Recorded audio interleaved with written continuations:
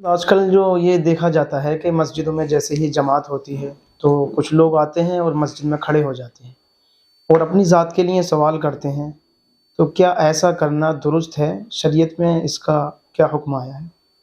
مسجد میں اپنی ذات کے لیے سوال کرنے سے علماء نے منع فرمایا ہے۔ حتی الامکان مومن کو چاہیے کہ وہ اللہ رب العزت نے جس حال میں بھی رکھا ہے اس حال میں اللہ کا شکر ادا کرے، ہے نا۔ حدیث پاک میں ہے کہ دنیاوی اعتبار سے اپنے سے اوپر نہیں دیکھنا چاہیے۔ اپنے سے اوپر دیکھو گے، کتنے بھی آپ بڑے ہیں، پیسے والے ہیں، مالدار ہیں، پھر بھی اپنے آپ کو آپ چھوٹا محسوس کریں گے۔ دنیا کے اعتبار سے نیچے دیکھنا چاہیے۔ نیچے دیکھیں گے تو آپ کو اللہ کی نعمتیں یاد آئیں گی کہ کم از کم ہمارے ہاتھ پیر سلامت ہیں، ہے نا۔ اس پر اللہ کا شکر ہے۔ کچھ لوگ تو ایسے ہیں جن کے ہاتھ پیر بھی نہیں ہیں، ہم چل پھر رہے ہیں، اس پر اللہ کا شکر ادا کرنا چاہیے۔ کتنے ایسے لوگ ہیں جو چل بھی نہیں سکتے، بیمار پڑے ہیں، زندگی ہو گئی کھاٹ پہ پڑے پڑے، زندگی ہو گئی چارپائی پر پڑے پڑے۔ تو آپ دنیا کے اعتبار سے اپنے اوپر نہیں، نیچے دیکھنا چاہیے۔ دین کا معاملہ ہاں جب آئے تو پھر اپنے اس سے اوپر دیکھنا چاہیے کہ فلاں شخص عبادت میں اتنا گزر گیا، فلاں شخص نے اتنی عبادت کر لی، فلاں شخص اتنا صدقہ و خیرات کرتا ہے، فلاں شخص اتنی نیکیاں کرتا ہے، تو میں کیوں نہ کروں۔ اس میں نیچے نہیں دیکھنا چاہیے کہ فلاں تو بالکل نماز ہی نہیں پڑھتا 5 وقت کی، میں کم از کم 5 وقت کی نماز پڑھ رہا ہوں تو یہ تو میں اس سے اچھا ہو گیا۔ نہیں، جب آپ دین میں نیچے دیکھیں گے تو اپنی عبادت کو بہت سمجھیں گے اور آگے پھر عبادت کرنا ترک کر دیں گے۔ اپنے سے اوپر دیکھیں گے تو اپنی کتنی بھی عبادتیں کر لیں، وہ عبادتیں آپ کو کم تر اور ذلیل نظر آئیں گی۔ بالکل صحیح۔ لیکن جب دنیا کا معاملہ آیا تو دنیا میں اوپر نہیں نیچے دیکھنا چاہیے۔ اس کی وجہ یہی ہے کہ جب اوپر دیکھیں گے آپ دنیا والوں کو کہ فلاں شخص نے تو اتنا بڑا بنگلہ بنا لیا، فلاں شخص کے اتنے کاروبار ہیں اور میں تو ابھی صرف اپنی روزانہ کھاتا کماتا ہوں، یہ ایسا کریں گے تو آپ کا روزانہ کھانا کمانا یہ بندے کے لیے کافی ہے، لیکن یہ بھی چھوٹا لگے گا۔ جب اپنے آپ کو اپنے نیچے دیکھیں گے کہ فلاں شخص تو ایسا ہے، اس کے پاس رہنے کے لیے مکان بھی نہیں ہے، کم از کم میرے پاس پکا تو مکان ہے، میں رہ رہا ہوں، بارش سے محفوظ ہوں، ہے نا، روزانہ کھانے کے لیے مجھے رزق تو مل رہا ہے، بھوکا تو نہیں سوتا میں۔ یہ سب سوچیں گے تو آپ کو جو رزق روزانہ کی کمائی ہے اسی کمائی کو آپ بہت بڑا محسوس کریں گے، ہے نا۔ تو ایک دوسری حدیث پاک میں ہے کہ زیادہ سے زیادہ بندے کو اپنی محتاجی چھپانا چاہیے، ہے نا۔ جب بندہ محتاجی چھپاتا ہے نا، لوگوں کے سامنے اپنی غریبی کو ظاہر کرنا، اس سے اعتراض کرتا ہے، اس سے بچتا ہے، تو اللہ تعالیٰ اس کو غنی بنا دیتا ہے، اس کے دل میں غنا ڈال دیتا ہے نا۔ ایک صحابی رسول تھے، وہ ایک مرتبہ اپنے گھر میں جب داخل ہوئے، دیکھا تو ان کے بچے رو رہے تھے۔ کیوں رو رہے تھے؟ وہ بھوک کی وجہ سے رو رہے تھے۔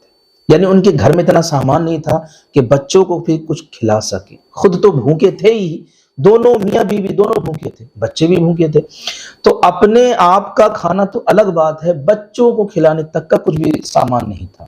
اب وہ شخص باہر سے آئے، دیکھا بچے رو رہے ہیں، تو دروازے سے ہی واپس ہو گئے، لوٹ گئے۔ کیوں لوٹ گئے؟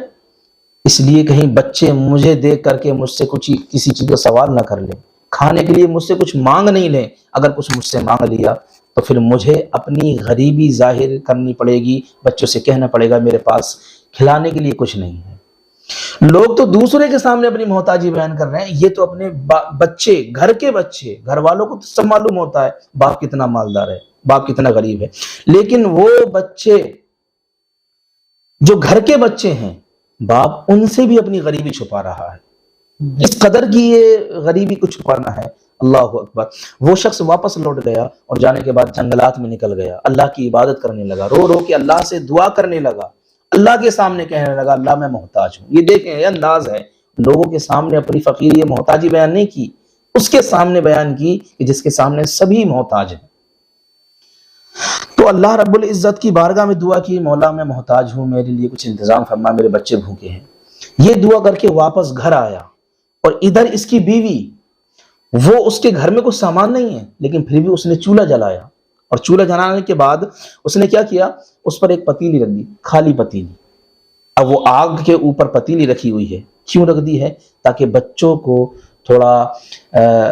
کو احساس ہو اس بات کا کہ کھانے کے لیے کچھ بن رہا ہے، اور پڑوسی اگر دیکھ لے، آس پڑوس کا کوئی آ جائے محلے کا، تو وہ دیکھے کہ بچے رو رہے ہیں، تو ساتھ میں یہ بھی دیکھ لیں کہ ان کے کھانے کا انتظام بھی ہو رہا ہے، تاکہ کوئی آ کر کے یہ نہ دیکھ لے کہ یہ غریب ہیں، بچوں کو کھلانے تک کا کچھ نہیں ہے۔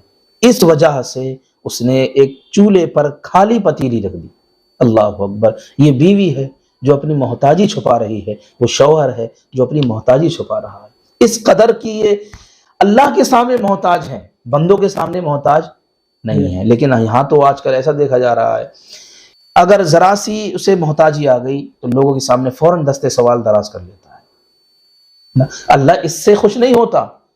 اللہ تو اس سے خوش ہوتا ہے کہ تم بندوں کے سامنے محتاج نہ بنو، میرے سامنے محتاج بنو.